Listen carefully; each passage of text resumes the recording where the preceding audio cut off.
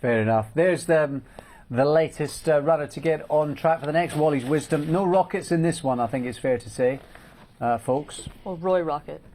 Oh, there is a rocket. I sit corrected. What a clown! Oh, it's late. It's taken me 3 hours, but I have proper let myself down. There is a rocket in this race. Roy Rocket. Oh, that is an absolute open goal. Red carpet. Bird for Life is 6-4 in this one. 4-1 Garçon du Soleil. 11-2 about the Habefrage. Take it from a lady. 14s into 11s. Hong Kong Joe is out at 11s.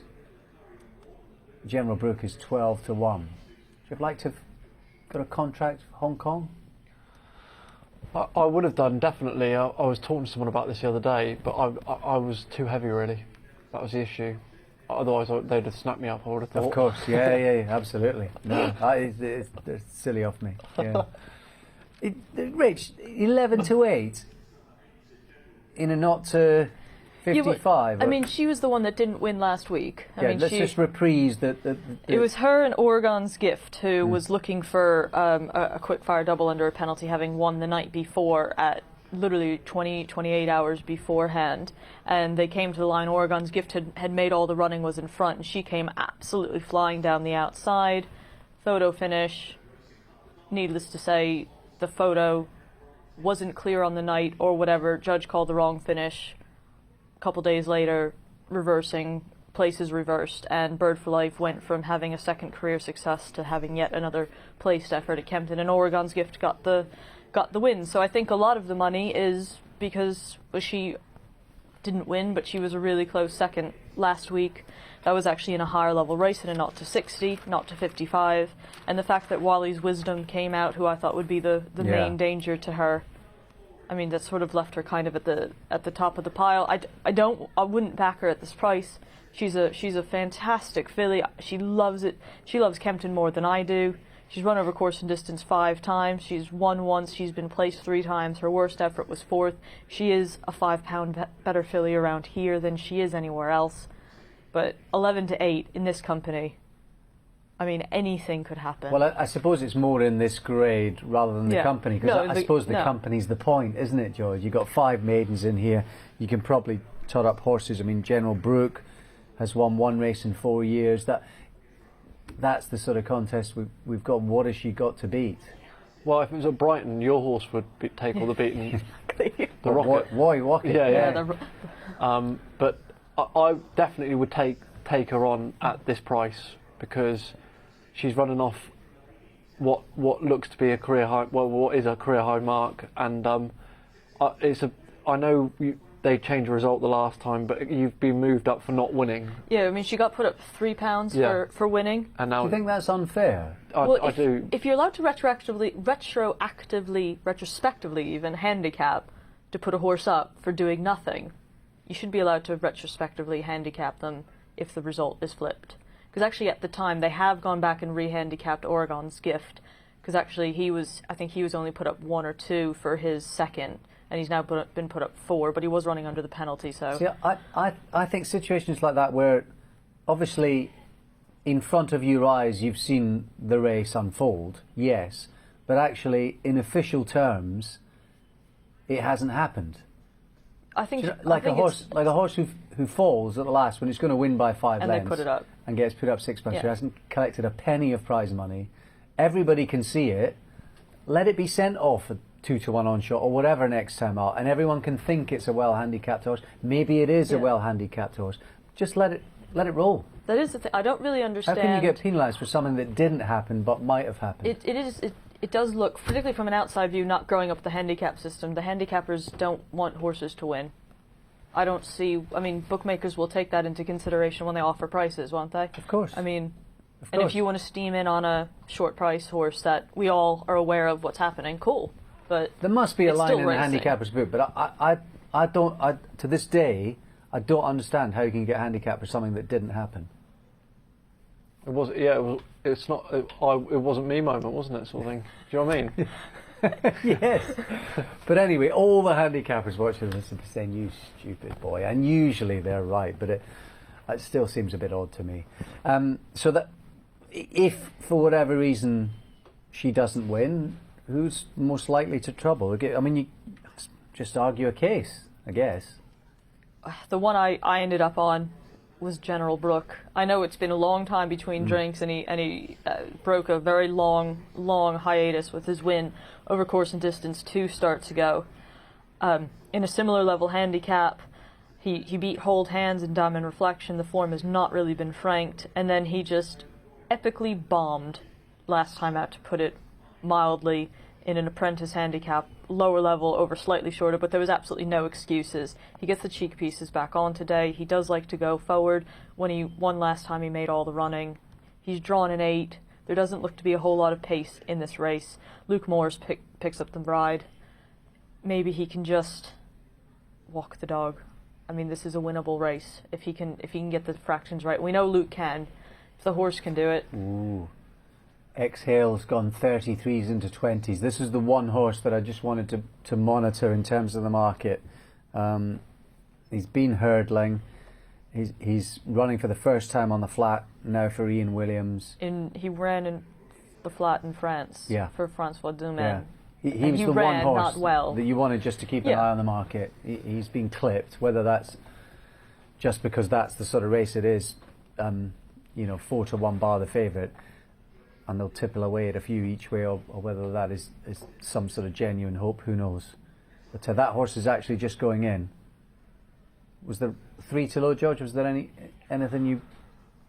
I just think it's a really open race, and I think I'm going to go with Roy Rocket only because he knows how to win. I know it's not his beloved Brighton, and it's on the weather, which he seems to not like, but this is a really bad race for him to be running in, and he's fairly well handicapped at the moment, so I'd be watching him closely. There is Roy. He's left of picture. Here we go. They're all in. They're off. It's Division 1 of the RacingUK.com /HD handicap stakes, racing out over their 1.5 miles. And Exhale is the first one to show in the two-tone blue, but quickly taken on by Josh Lee. And in cheek pieces, here goes General Brook. And it's now General Brook who's out in front under Luke Morris from Thahab Ifraj and Josh Lee against the running rail. 1.5 away to Hong Kong Joe. Exhale racing in 5th with a lap to go now. 1.5 down, then wins Sarim. Followed another half back by the inside Garçon du Soleil in the terracotta jacket, ahead of Take It From a Lady in green and maroon. And then Bird for Life, who's second to last, and the popular grey Roy Rocket is at the back of the field. On the corner then, that takes him into the back straight, with General Brook showing the way. Led by a length here from Thahab Ifraj in second place. It's only a neck away then, Josh Lee running in third. Hong Kong Joe's next, and in fourth. Then 2 lengths away to Exhale Munsarim, looking for career win number 17 from Garçon du Soleil. Other 1 length back to Take It From a Lady, the Irish Raider here. Then Bird for Life and Roy Rocket at the tail end of the field. But it's General Brook who continues in front down the back. To Thahab Ifraj at the top weight in second under Liam Canary. Josh Lee is back in third, followed then by Hong Kong Joe, and Exhale and Stevie Donahoe run in fifth. Then Munsarim from Garçon du Soleil and Josephine Gordon. From Take It From a Lady, Bird for Life held up, just has Roy Rocket behind as they run towards the end of the back straight. Beginning to turn now, and it's General Brook who's out in front. Leads it by a length over Thahab Ifraj running in second. Josh Lee, she's back in third. Then Hong Kong Joe ahead of Exhale Munsarim. Roy Rocket's making some ground racing around the outside of runners now. Then Garçon du Soleil, Take It From a Lady and Bird for Life will have to pass everything to score. Back towards home they head then, and running towards the final 3 furlongs. Inside that mark, General Brook still with the lead from Thahab Ifraj in second, Josh Lee third, then Hong Kong Joe, Roy Rocket and Exhale ahead of Garçon du Soleil, Munsarim, Bird for Life trying to make that one's run now. Take It From a Lady's now the back marker as they work inside the final furlong and a half. General Brook with the lead, now pressed on the outside by Hong Kong Joe, in front then of Bird for Life who's running on. Munsarim getting going now with Garçon du Soleil as Hong Kong Joe went to the lead, but General Brook is fighting back. Bird for Life is screaming home over on the far side. Hong Kong Joe, Bird for Life, and between and General Brook, it's Bird for Life and General Brook in a tight one. Bird for Life and General Brook, there's not much in that. Hong Kong Joe was back in third, and then came Munsarim. Oh, that is tight. And Ryan Tate has a good look across to Luke Morris. And I'm not sure either are certain who's got up. Oh, well, it's far side, isn't it? Bird for Life? I'm not calling that. No, not after last week. Definitely Bird for Life. Yes, Bird for Life has won that. Definitely. Bird Either for that Life. I need to go to Specsavers. Look at the cheek pieces. That's Bird for Life. General Brooks second. Yeah, come on, let's not fool around. But the judge, listen, given what's happened at Kempton recently, Well, with this and actually horse. given what's happened in judging boxes. Here's the across result of the land. photo finish for first place. First, number 6, Bird for Life. He's got up, we think. Bird for Life beats General Brook and Hong Kong Joe, who looks sure to win for most of it. I think Ryan Tate will breathe a little sigh of relief there, because that, listen, we're dealing with Yeah. slow horses. We're dealing with low-grade horses, albeit one who's in really good form. But I think he's done well to pick these up, given they got first run, Rachel. Definitely. It came from a long, long way back in a race that wasn't run at a terribly swift pace, and she's rattled home at a half a pace faster than everybody else. She's got up there. She actually looked quite cozy running past Hong Kong Joe, but then all of a sudden you just see the cheek pieces of General Brook, who, as we sort of said beforehand, even from a wide draw, you can see his cheek pieces on the outside, that Luke Morris knows he's going to be able to go forward, takes his own time. Josh Lee is a little bit ranked to his inside, but Luke is able to just go around the outside. The habit for Liam Canary just sit on his outside most of the way around, and then just pretty much stay. This Roy Rocket, the white horse out the back, I thought actually looked to be making quite a good run down the stretch, and then realized that it's not Brighton and he's not running uphill and he should probably stop at some point.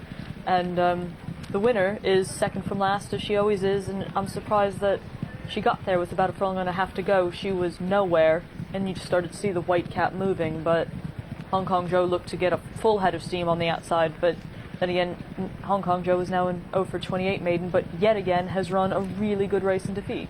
Yeah, very much, and actually looked like he might have come to win. At this stage, General Brooks, is he happy enough at that pace? Do you want to go a bit quicker? I think he was able to dictate on his own terms, really, and you can sort of see. I thought Luke nearly got it spot on, really. He's just unfortunately bumped into Bird for Life, who, when I say in this sort of grade it's important to know how to win, and